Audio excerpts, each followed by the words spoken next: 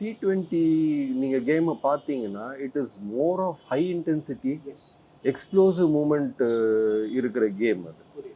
So அந்த மாதிரி ஒரு டோர்னமெண்ட்டுக்கு வரும்போது நான் முதல் என்ன ஃபோக்கஸ் பண்ணுவேன்னா பிளேயர்ஸ் எந்த அளவுக்கு ரிகவர் ஆகுறாங்க.